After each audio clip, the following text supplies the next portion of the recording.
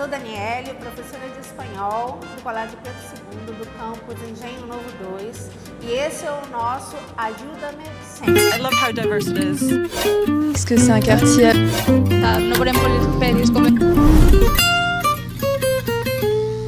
Bom, hoje a gente vai falar um pouquinho sobre o passado, como se constrói os passados no espanhol.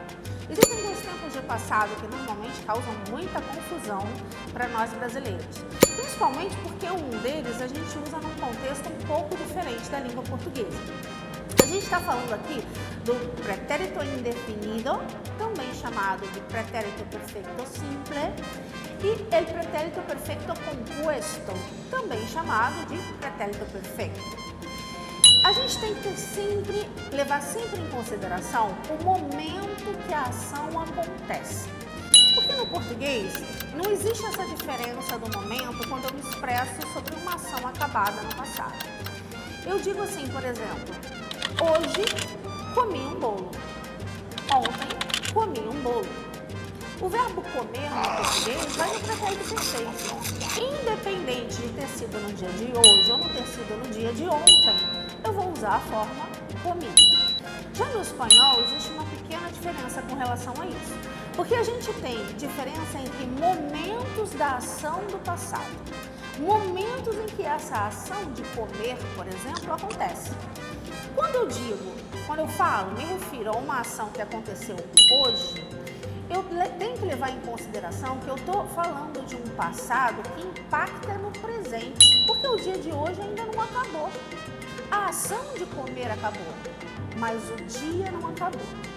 Quando eu falo que comi algo ontem no espanhol, eu tenho que levar em consideração que o dia de ontem acabou.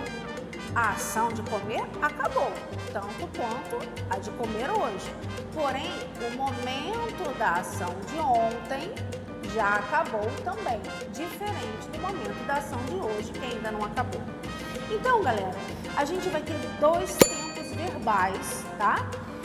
Para a gente separar essa ideia de um passado pontual, uma ação que acabou, num momento também acabado, que é esse pretérito indefinido, e um passado mais relacionado ao presente, um passado que impacta no presente, que vai ser chamado de pretérito perfeito composto.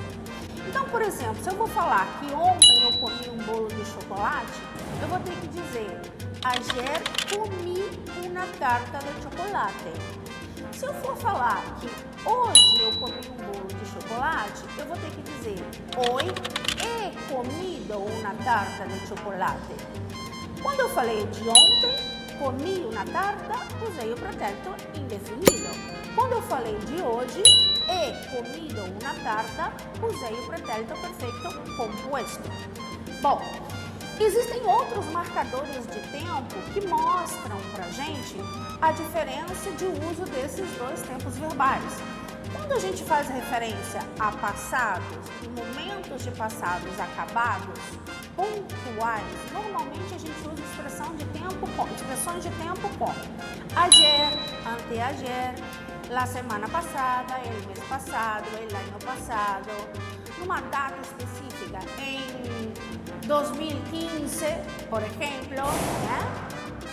Numa data